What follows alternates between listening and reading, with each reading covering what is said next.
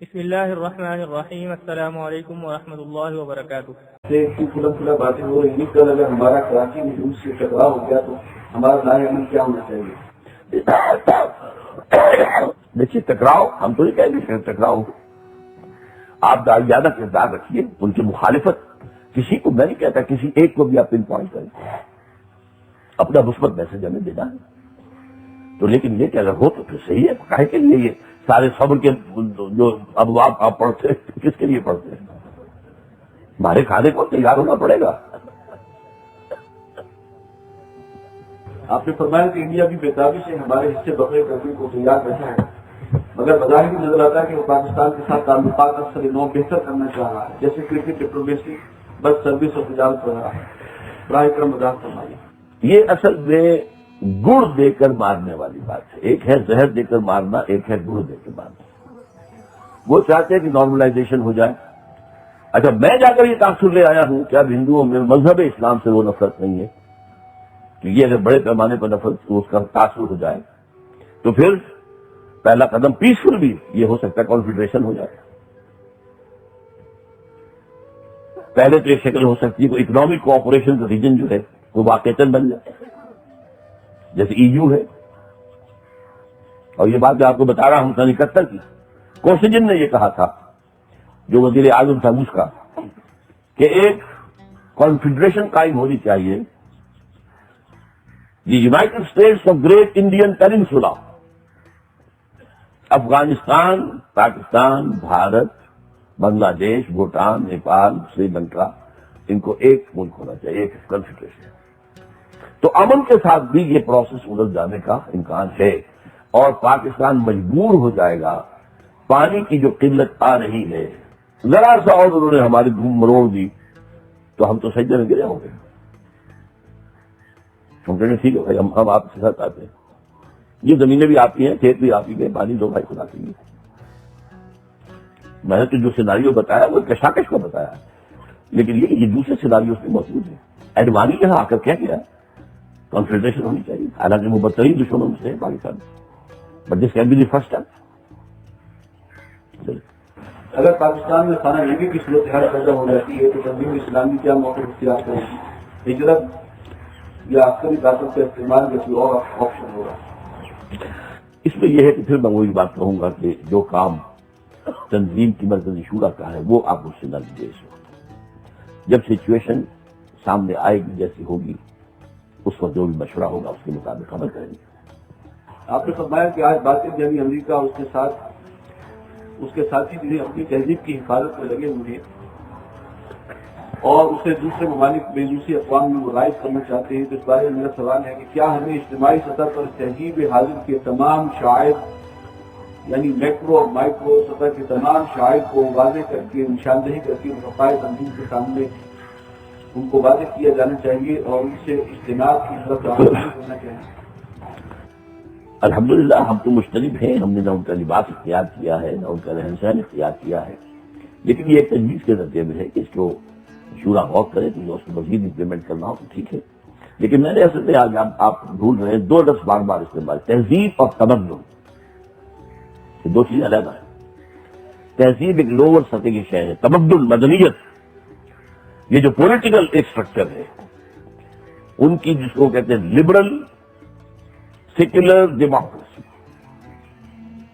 اور دوسرا private ownership کی بنیاد پر اور سود اور جوئے کی بنیاد پر کیپٹلزم، بینکنگ کی بنیاد پر، یہ تبدل ہے ان کا، اور یہ تہذیب ہے، بے پردگی ہے، عریانی ہے۔ ابھی جو میں نے اس جمعے میں یہ کہا، میں نے تقریر کی ہے کہ باقاعدہ ایک پروگرام حکومت پاکستان کی مدد سے این جی او بنا چلا رہی ہے، جینڈر اسٹریم لائننگ، یہ جو جینڈر ہے میل فیمیل، ان کو ایک کرنا، ورک شاپس بن رہی ہے، گورنمنٹ آفیسرز بڑے اونچے پاتے کے وہ آ رہے ہیں، 2000 یا 3000 ڈیلی انہیں دیے ملے گا، باقی اور جو کچھ ہے کھانا وانا لوجنگ وادنگ یہ تو علیحدہ ہے۔ انسٹرکٹر 20,000 روپے روزانہ ملے گا، اور وہ انہی چیزوں کو پروپیگیٹ کر رہے ہیں، اور اس کو یہ ابھی تو چارج ہوئی ہے بڑی جو ورک شاپ، اب انہیں وہ لے کر نیچے تک جانا چاہتے ہیں، یہ جو ہماری یونین کاؤنسل کے لیول ہے۔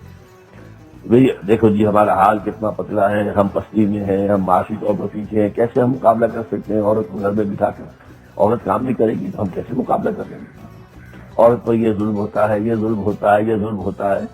اب ان کو لاؤ برابر برابر کھڑا کرو اور یہ پوری ورکنگ فورس جو ہے وہ میدان میں آئے اور کام کرے۔ باقی کیا فرق پڑتا ہے کوئی مرد ہے کوئی عورت ہے؟ اور یہ ان کا فلسفہ ہے ہی۔ سیکس جو ہے کوئی بری شے ہے ہی، جس سے آپ کو پیاس لگی آپ نے پانی پی لیا، تو جہاں کہیں بھی آپ کی شہوت کا ہے جو بھی ہو راضی ہو، تو کوئی جرم ہے ہی نہیں۔ کاگنیزیبل آفینس کو پاکستان میں بھی ہم نے کہا تھا، یہ جو اب نیا جو انہوں نے ایکٹ پاس کیا ہے اور اب آئلی قوانین میں قابل دست اندازی پولیس نہیں ہے ابھی۔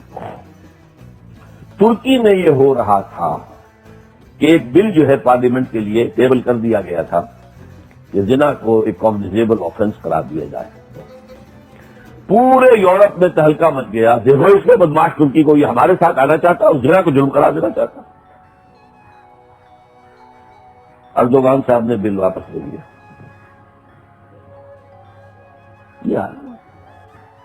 بڑی ہمت کی تھی جو بل، اور یہ جو میں نے کہا ہولی رومن امپائر، جیک شراک جو ہے جو سابق صدر تھا اس کا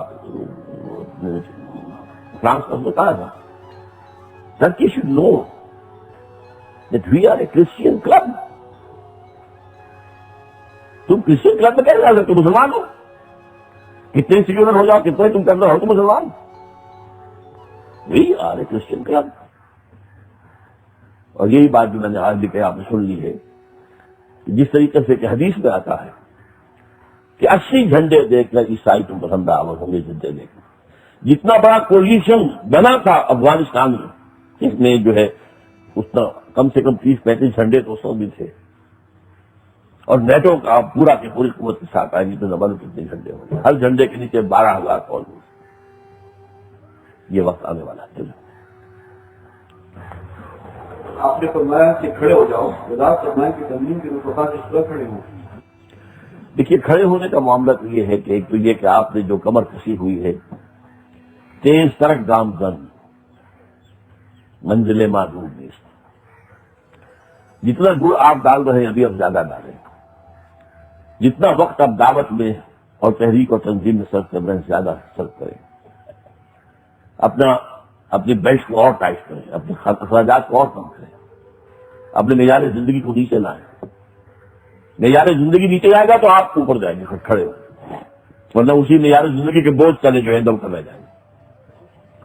تو یہ ہے کھڑا ہونا، اور یہ کیا اگر شورا طے کرے تو ان مظاہروں کے اندر بھی اگر شرکت کا فیصلہ ہو تو یہ بہرحال سوچنے کی بات ہے۔ میں نے کہا کہ سوچنے شورا غور کرے۔